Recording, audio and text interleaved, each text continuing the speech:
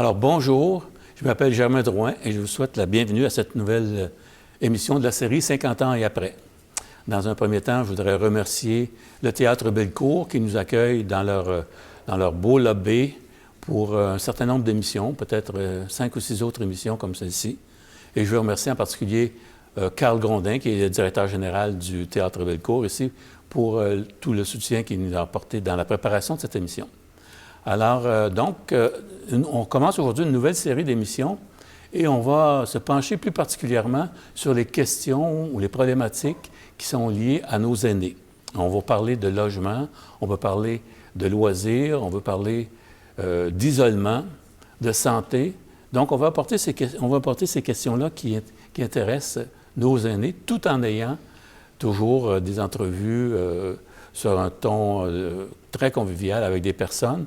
Et donc, j'ai décidé aujourd'hui que ce serait Mme Véronique Merger qui représente l'Association des personnes aidantes de Bécancour, Nicolet et Yamaska. Alors, dans un premier temps, bonjour et bienvenue, Mme Merger, et bienvenue à cette émission. Merci beaucoup. Avant de parler précisément de la problématique des personnes aidantes, je sais que vous êtes déjà venu à l'émission, vous aviez été interviewé à l'époque par Hélène Langis. Donc, j'aimerais qu'on fasse peut-être un petit aperçu, que vous nous donniez un petit aperçu de votre background, d'où vous venez et qu'est-ce qui vous a amené à vous intéresser aux personnes aidantes. Bien, au départ, moi, je suis originaire de Belgique. Je suis arrivée ici adolescente. Mes parents ont décidé d'immigrer parce qu'il y avait une grosse crise économique en Europe, ici aussi, mais c'était encore un peu pire en Europe. Donc, à l'âge de 15 ans, je suis arrivée au Canada. J'ai suivi mes parents parce que c'était une aventure. Quand on a 15 ans, c'est le fun. Mais bon. C'est quand même, 15 ans, c'est un déracinement parce que j'imagine que vous aviez déjà des amis là-bas, vous aviez déjà fait une partie de votre vie sociale était là. Donc, ça devait être un peu compliqué quand même, non? Bien, c'est sûr qu'on perd des amis, mais en même temps, on part à l'aventure. Fait que c'est aussi des beaux défis. Arriver ici, c'est d'autres défis parce qu'effectivement, il faut se refaire un réseau social, il faut apprendre la réalité du pays, même si ma langue maternelle, c'est le français aussi. Il reste que les expressions, les accents et tout ça. Donc, il faut prendre le temps de s'habituer.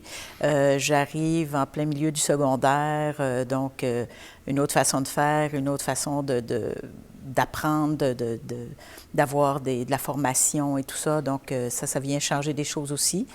Mais bon, c'est quand même une belle aventure. Et dans quelle région vous êtes installé quand vous êtes arrivé ici? Au Saguenay-Lac-Saint-Jean. Au Saguenay en plus? À Jonquière. Mes parents ont ouvert un commerce là-bas, une pâtisserie-boulangerie. Donc, toute la famille s'y est mise. Il y a juste moi qui étais à l'école. Mes frères se sont investis aussi dans l'entreprise familiale à l'époque.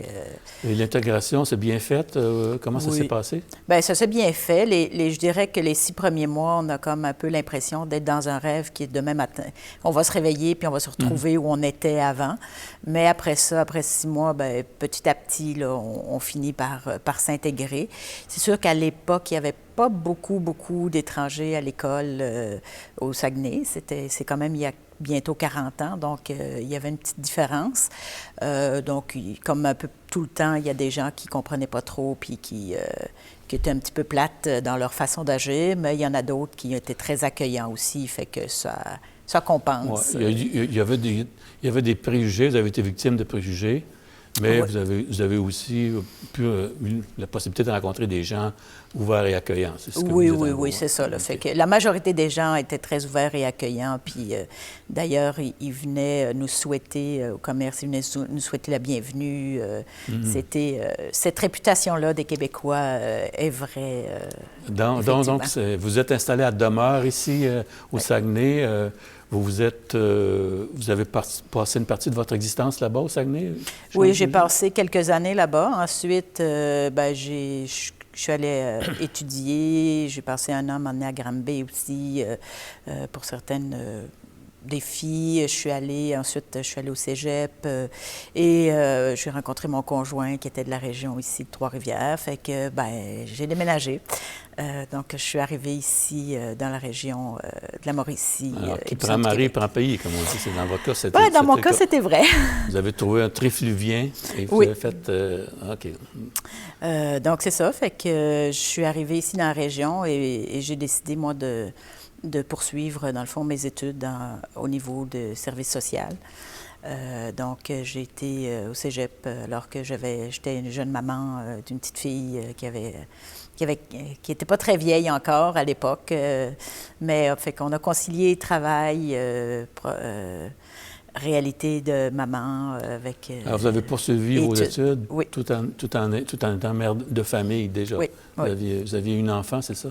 Oui, c'est ça. J'avais une enfant et d'ailleurs, j'en ai eu une deuxième durant mes études aussi. Donc, c'était drôle avec les professeurs. Ils me disaient, tu sais, si tu as besoin de te lever, marcher dans le fond de la classe, tu sais, c'est correct, tu peux. Fait que c'est ça, c'était une autre réalité. Oui. Et donc, le service social, c'est ce que vous avez fait? Oui. Oui, j'ai fait une technique en travail social au cégep à Trois-Rivières. OK. Ce qui m'attirait à ce niveau-là, c'était beaucoup de dire le goût de pouvoir aider, de travailler avec l'humain, de pouvoir faire une différence dans la vie des gens. Ce qu'on se rend compte avec le temps, c'est que les gens aussi font une grosse différence dans notre vie. Souvent, quand on commence là-dedans, on dit on va aller aider les gens. Puis on se rend compte que oui, on aide les gens, mais les gens aussi nous permettent d'évoluer à travers ça. Là. Quand on donne, on reçoit. On finit toujours par en donner, par recevoir beaucoup. Oui, effectivement. Fait que c'est ça. Et suite à ça, moi, j'ai travaillé pendant 18 ans en maison d'hébergement pour femmes victimes de violences conjugales à Shawinigan, à la Séjournelle, à Shawinigan. J'ai réalisé plein de projets à travers ça.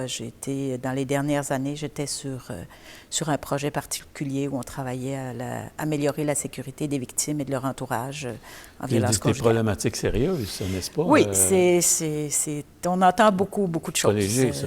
Beaucoup d'histoires d'horreur et de toutes sortes, là, mais on entend aussi des belles histoires. Oui. Mais ça doit prendre quand même une bonne force de caractère. Ça prend une carapace, peut-être, jusqu'à un certain point pour...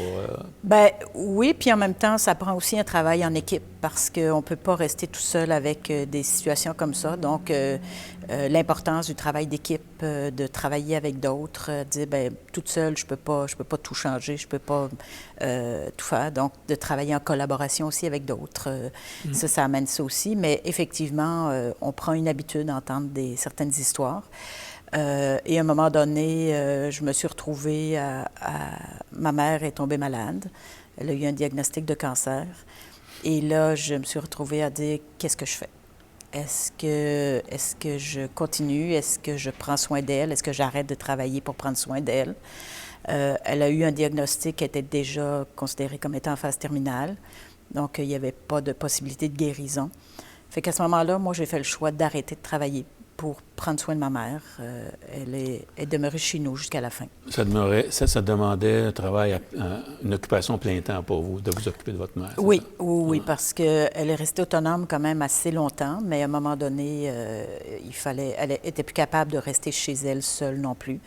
Donc, elle vivait avec nous concrètement dans le quotidien, avec mes deux jeunes filles qui étaient sur la fin de l'adolescence et le début de l'âge adulte. Et donc, c'est un peu ça, c'est comme ça que vous êtes devenue, sans le savoir ou sans le vouloir, proche aidante, en quelque sorte. Hein? C'est votre mère qui... Effectivement, c'est comme ça. Je ne savais pas que j'étais proche aidante, comme tout le monde. C'est normal. Je prenais soin de ma mère qui a pris soin de moi pendant des années, puis c'était le juste retour. Donc, je ne suis pas proche aidante. Moi, j'aide ma mère qui a besoin. Et quand vous avez fait ça, est-ce que vous vous disiez, quand ma mère va être partie, je vais pouvoir retourner à mes autres occupations? Ou comment est-ce que vous voyiez que ça influençait votre avenir, sur le fait de vous occuper de votre mère? Bien, je me suis rendu compte, le fait de m'occuper de ma mère, de dire peut-être que j'ai fait le tour au niveau de la violence conjugale, parce que, on le disait tantôt, c'est un peu lourd quand même. Et je me disais, j'ai fait le tour, je suis quelqu'un qui a besoin de défis dans la vie, qui aime les défis. Et là, je me suis dit, j'ai le goût d'autre chose, j'ai le goût d'essayer d'autres choses. Et c'est ouvert à ce moment-là un poste au niveau de l'Association des proches aidants de Bécancour, Nicolet, Yamaska, qui commençait à l'époque. Et là, je me suis dit, je pense que là, mon expérience pourrait aussi servir, parce que là, je venais de toucher à la proche aidance et à me dire, bon, ça n'a pas été très, très long, ça n'a pas été des années, ça a été quelques mois, mais j'ai quand même pu vivre certaines affaires que peuvent vivre des proches aidants aussi. Fait que je me suis dit, bien, pourquoi pas, me semble qu'il y aurait quelque chose là à faire, à dire, travailler aussi beaucoup sur la reconnaissance et tout ça, parce que moi, quand j'étais proche aidante, on m'a offert des services. Puis j'ai fait, non, je n'ai pas besoin. Je suis correct. Alors, vous m'avez dit tout à l'heure que vous étiez proche aidante puis vous ne saviez pas que vous étiez en fait proche aidante. Donc, ma question, c'est ça de savoir, c'est quoi un proche aidant en réalité? Comment vous définissez ça aujourd'hui? Qu'est-ce que ça fait dans la vie? Comment on le définit? Mais dans le fond, un proche aidant, une personne proche aidante, c'est une personne qui prend soin d'une personne de son entourage, que ce soit un parent, un enfant, un ami, avec qui elle a un lien affectif à la base. Elle prend soin de la personne parce que cette personne-là a une ou des incapacités ou des limitations. Dans le fond, que ce soit dû au vieillissement, que ce soit dû à un accident, à une maladie, à un handicap, peu importe. Donc, la personne a des choses qu'elle n'est pas capable de faire ou c'est difficile pour elle de le faire. Donc, il y a quelqu'un qui vient combler. Et là, ça, c'est le proche aidant, dans le fond, qui vient combler. C'est une décision personnelle que la personne prend, dit « moi, je veux être proche aidant ». C'est comme ça qu'on se qualifie en quelque sorte comme proche aidant? Oui et non, dans le sens où souvent, ça commence par « je vais prendre soin un peu de ». Je commence par faire quelques commissions, par aller lui apporter des petits plats, pour aller faire des choses comme ça. Et on se rend compte à un moment donné qu'on est embarqué dans le rôle de proche aidant. Tout d'un coup, on fait « Oh, OK, c'est plus juste rendre service, je suis rendu proche aidant ». Comme proche aidant, on n'est pas payé pour le faire. C'est sans rémunération. Ouais. En même temps, la différence entre un bénévole et un proche aidant, c'est le lien affectif qui lie la personne proche aidante et la personne aidée. Le bénévole, souvent, va arriver dans la vie de quelqu'un parce que la personne a besoin de service, mais il ne connaissait pas la personne avant. Même s'il n'y a pas de lien, effectivement, c'est la différence. C'est ça. Et la personne proche aidante peut faire toutes sortes de choses. Souvent, on voit les proches aidants qui... on dit, ça, c'est un proche aidant parce que c'est 24 heures sur 24, puis elle l'aide elle lui donne des soins, elle l'habille, elle la fait manger, tout ça. Mais on dit, ça, c'est un exemple de proche aidance. C'est souvent, on est un peu au bout de la proche aidance, mais on est proche aidant avant aussi. Tout le soutien psychologique, toute l'aide dans le quotidien, comme on disait, aller faire les commissions, accompagner pour les rendez-vous médicaux, aider dans les finances parce que la personne est comme plus capable, c'est trop lourd, ça devient difficile. On est dans de la proche aidance rendu là. Mais un proche aidant, souvent, il ne sait pas dans quoi il s'embarque, j'imagine. Non. Quand il commence, parce que j'ai une statistique qui dit que 90 % des gens vont offrir des soins pendant 1 an, mais il y a 50 % des gens qui le font pendant plus de 4 ans. Autrement dit, tu embarques là-dedans, puis ça dure beaucoup plus longtemps que tu peux le penser. C'est vraiment un engagement important. Oui, parce que les proches aidants, il y a des proches aidants qui sont proches aidants pendant très, très longtemps, dépendant des fois les problèmes de santé de la personne. Si on parle de problèmes cognitifs, bien, on peut être proche aidant longtemps.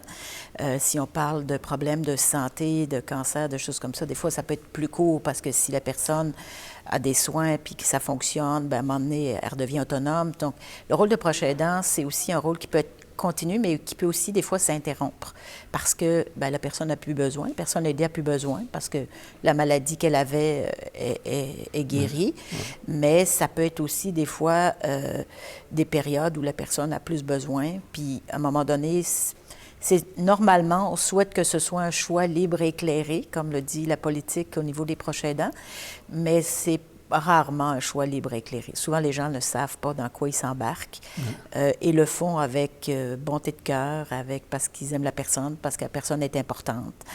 Justement, quelle qualification que ça prend pour être proche aidant? Est-ce qu'il y a des personnes qui ne peuvent pas être proches aidantes? Ou est-ce qu'il y a des personnes qui sont plus naturellement qualifiées pour être proches aidants? Je ne sais pas si vous comprenez Oui. Bien, c'est sûr que souvent, on va dire aux gens qui sont proches aidants, Mon Dieu que vous êtes patient, mon Dieu que vous êtes humain. Tout ça. Il y a des gens qui disent, ben, tu sais, je l'ai développé en étant proche aidant parce que je n'étais peut-être pas comme ça à la base. Mais c'est sûr que la première chose qui fait que les gens deviennent proches aidants, c'est que la personne a une importance pour eux. Parce qu'on pourrait faire le choix de ne pas être proche aidant. Ça arrive. Il y a des gens qui disent « Moi, ça, je ne suis pas capable, puis je ne veux pas rembarquer dans ce rôle-là. » Et on a le droit, comme personne, de dire... Même si on aime la personne. Même si on aime la personne, ça peut arriver qu'il y a des choses. Et même dans notre rôle de proche aidant, on peut avoir des limites aussi. Puis il faut qu'on en ait, il faut qu'on connaisse nos limites. Moi, quand j'étais proche aidante de ma mère, par exemple, ma mère, elle, quand il était question de la laver, elle, ça ne dérangeait pas que moi, je la lave, mais moi, je n'étais pas à l'aise avec ça. Fait que moi, comme proche aidante, j'avais une limite et qu'il fallait que je reconnaisse. Fait que peu importe quel type d'action on fait pour la personne, il faut qu'on sache aussi nos limites parce qu'autrement, on va s'en demander et on va arriver à un moment donné à dire « bien là, c'est trop, puis j'en peux plus, puis je lâche tout ». Oui, c'est ça. On va parler un petit peu plus tard des conséquences que ça peut avoir. Mais ce que je comprends, c'est que la personne qui est proche aidante doit avoir une espèce de zone de confort par rapport à ce qu'elle fait. On ne peut pas exiger d'elle-même qu'elle fasse des choses qui sont trop contraignantes par rapport à elle-même. C'est ça? Bien, c'est ça. C'est souvent une des difficultés, c'est que les proches aidants... Parce que souvent, moi quand je rencontre des proches aidants, je leur pose souvent la question, « Et où ta limite? » Puis il y en a pour beaucoup, une des limites, par exemple, c'est quand la personne va être incontinente. Ça, c'est ma limite. Là, c'est plus moi qui vais en prendre soin. Je vais la placer. Puis, fait que le temps passe. Elle a le droit de faire ça. Elle a le droit de dire ma limite est là. Ouais. Et souvent, je les rencontre plus tard. Et la personne est rendue incontinente et est encore toujours à domicile. Et là, je leur dis, me semble que ta limite, c'était ça. Mais tu sais, pour finir, c'est pas si pire, mais c'est parce que ça n'arrive pas du jour au lendemain. Fait qu'ils s'habituent avec le temps à faire des choses et ils s'habituent à dépasser leurs limites un peu. Mais c'est des gens qui, à la base, ont beaucoup de cœur puis qui, des fois, rentrent là-dedans aussi en disant, bien, si moi, je le fais pas, qui va le faire? Fait que c'est là qu'on ne dit pas toujours un choix libre et éclairé parce que des fois, il manque un peu de services ou de personnes autour. Puis, il y a aussi des fois, dans certaines familles, on le voit aussi, il y en a qui vont dire, bien, regarde, moi, peut-être que les soins quotidiens, c'est peut-être pas ma force ou je ne suis pas à l'aise avec ça. Par contre, je peux m'occuper de ce qui est des finances. Je peux m'occuper d'aller chercher des renseignements. Je peux m'occuper... Fait que des fois, c'est de se permettre de dire, on peut-tu partager avec d'autres la tâche? Parce que des fois, c'est très lourd. Des fois, ça l'est moins. On n'a pas à assumer nécessairement tout le fardeau tout seul, c'est ça? C'est ça. Dans ce temps-là, ça aide peut-être à te garder motivé par rapport à ce que tu fais. Oui. Si on parle des services qui sont offerts, qui peuvent être offerts à une personne qui a besoin d'un proche aidant, je vois, si j'ai pris une liste, vous me direz si c'est exhaustif. On parle de transport, on parle d'aide aux soins personnels, aides médicaux, travaux domestiques, ça fait partie de la proche aidance aussi? Oui. Bien oui, quand un parent n'est plus capable ou quand une personne n'est plus capable de faire son ménage, de faire à manger, de faire tout ça, on se retrouve à faire le ménage de la personne parce qu'elle n'y arrive plus. Et c'est souvent comme ça que les gens vont commencer, par l'aide domestique, par l'aide aux commissions. C'est souvent comme ça, l'entrée. Dans le métier, en quelque sorte. Oui. Oui, je vais t'aider, je vais aller faire quelques commissions, je vais aller faire ton ménage. Puis graduellement, ça prend plus d'ampleur, puis il y a d'autres choses qui se présentent. Ouais. On voit les opérations bancaires, ça peut être jusque-là. Il y a des fois, l'aspect légal et juridique qui peut rentrer en ligne de compte. La participation sociale, c'est-à-dire même si on est démuni ou si on a un handicap ou si on est malade, il peut avoir des besoins à combler au niveau social, par contre. Et la proche aidante ou le proche aidant peut aider là-dedans aussi, peut contribuer à quelque chose là-dedans aussi. Oui, parce que c'est souvent une des difficultés des personnes aidées, c'est qu'elles se retrouvent à être isolées et à ne plus avoir accès à un réseau social, à leurs activités. Donc, ça retombe beaucoup à ce moment-là sur les épaules du proche aidant, de venir recombler un petit peu cet aspect-là. Fait que oui, des fois, ça va être de la voyager, de l'accompagner pour qu'elle puisse continuer certaines de ses activités et tout ça. Puis, moi, je pense un petit bout important, c'est souvent les gens vont dire, oui, mais ça, c'est rendre service. Fait que quelle est la différence entre rendre service et être proche aidant? Oui, alors répondez-moi donc à cette question. C'est que, dans le fond, quand on rend service, c'est que la personne est encore capable de le faire. Je le fais parce que ça me fait plaisir. Mettons, je vais faire une sauce à spaghetti, je vais en faire un pot de plus pour ma fille, pour ma mère, puis, mais elle est capable de le faire par elle-même. Tandis que quand je suis proche aidant, c'est que la personne, je le fais parce que l'autre est plus capable ou c'est extrêmement difficile pour l'autre de le faire. C'est plus juste parce que ça va lui faire plaisir, c'est parce qu'elle ne peut plus le faire. Donc là, on vient de rentrer dans la proche aidance. Ce qui vient vraiment, c'est vraiment l'incapacité de la personne de l'autre côté qui vient faire la différence entre rendre service et être proche aidant. Je comprends.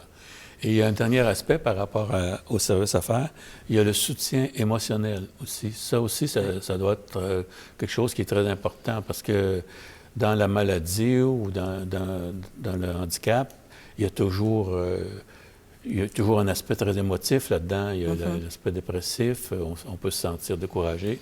Et donc, il y a un soutien à offrir là-dedans aussi. Là. C'est pas... Bien, effectivement, le soutien émotionnel est souvent une des premières choses que les proches aidants vont faire aussi. Okay. On parlait des commissions, du ménage et tout ça, et le soutien émotionnel parce que les gens trouvent ça, personne aidée trouve ça difficile, parce qu'elle a besoin de parler, parce que... Fait que le proche aidant, bien, devient une grande oreille, écoute beaucoup, prend du temps pour... appeler régulièrement comment ça va, comment s'est passée ta journée aujourd'hui, comment c'est...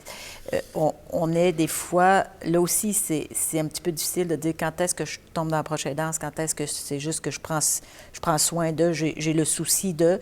C'est quand on s'inquiète à dire, bien, si j'ai besoin de savoir comment ça a été, comment ça s'est passé. Parce qu'on s'inquiète, là, c'est sans doute parce qu'on est rendu proche aidant bien plus que juste se soucier de nos parents qui sont encore autonomes et qui sont encore capables de faire les choses par eux-mêmes, puis qu'on prend des nouvelles de temps en temps. Là, Donc, encore une fois, on rentre dans la proche aidance sans trop s'en rendre compte. Là. Oui. Ça vient parce qu'on a un souci pour la personne, puis on veut lui venir en aide. Maintenant, les conséquences. J'aimerais ça qu'on parle un petit peu de ça.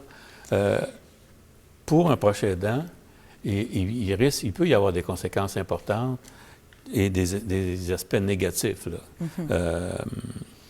On parle d'inquiétude, on parle d'angoisse, on parle de stress, on parle de fatigue, on parle possiblement de maltraitance aussi, parce qu'il y a une relation qui peut s'établir avec la personne qu'on aide qui n'est pas toujours...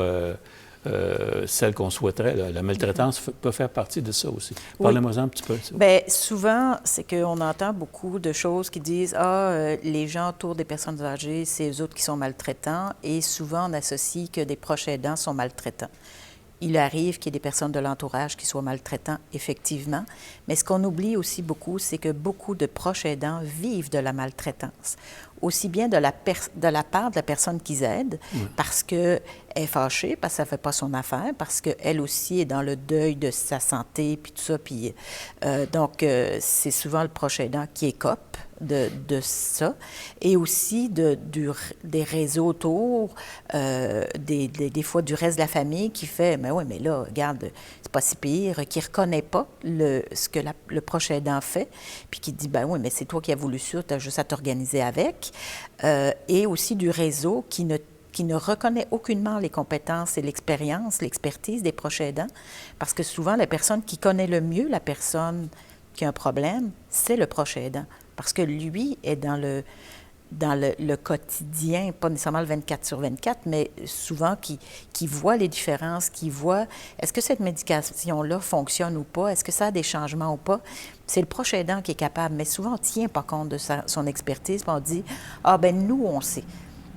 Mais c'est souvent dire « Mais le proche aidant, il sait aussi ». Il faudrait en tenir compte. Et le manque de service aussi est une maltraitance face au proche aidant. Intéressant. Moi, je voudrais terminer cette demi-heure-là avec une statistique qui m'a fait réfléchir. Ça dit ici que 62 % des proches aidants ont, en quelque sorte, en guillemets, sacrifié un peu leur relation avec leurs proches pour se consacrer à la personne aidante. Puis un petit peu plus sur un ton léger, 49 % ne veulent pas partir en vacances, ne veulent plus partir en vacances tant qu'ils ont à faire ce travail-là. Donc, il y a comme un engagement très sérieux qu'on prend quand on accepte de jouer ce rôle-là, n'est-ce pas? Oui, parce que le proche aidant vit ce qu'on appelle une charge mentale lourde. C'est parce qu'il s'inquiète pour l'autre, il veut savoir ce qu'il y en a. Fait que partir en vacances, l'esprit tranquille, c'est un peu difficile, sauf si on a quelqu'un qu'on est sûr du répit. Fait que c'est difficile. Souvent, les proches aidants font non, regarde, tu sais, plus tard, je ferai ça. Plus tard, je reprendrai soin de moi. Beaucoup de proches aidants se retrouvent aussi à vivre de l'isolement social parce que, bien, les premières choses qu'on coupe, le rôle de proche aidant, c'est un rôle qui s'ajoute à nos autres rôles dans la vie. Bien sûr. Ça peut être un rôle extrêmement gratifiant, un très beau rôle, si on fait attention à nous comme proche aidant. Parce que ce rôle-là qui s'ajoute, ben, veut pas, il faut couper ailleurs. Et les premières choses sur lesquelles on coupe quand on est proche aidant, c'est les choses pour nous faire du bien à nous, les relations sociales. Fait que c'est souvent là-dedans qu'on commence par couper aussi. Et ça a des impacts sur le reste de la famille aussi. Parce que si je suis proche aidante pour ma mère, bien, ça se peut que j'ai un peu moins de temps pour mes enfants, pour mes amis, pour tout. Donc, pour mon couple. Donc, ça vient changer des choses auprès de plusieurs personnes quand on devient proche aidant. Alors, ce que je constate, ce qu'on a vu au cours des dernières minutes, c'est qu'un proche aidant ne peut pas travailler tout seul. Il y a beaucoup de problématiques associées à ça. Il y a des besoins réels de venir en aide aux proches aidants aussi. Et c'est la raison pour laquelle il y a des organismes comme celui que vous représentez qui existent pour venir en aide aux proches aidants.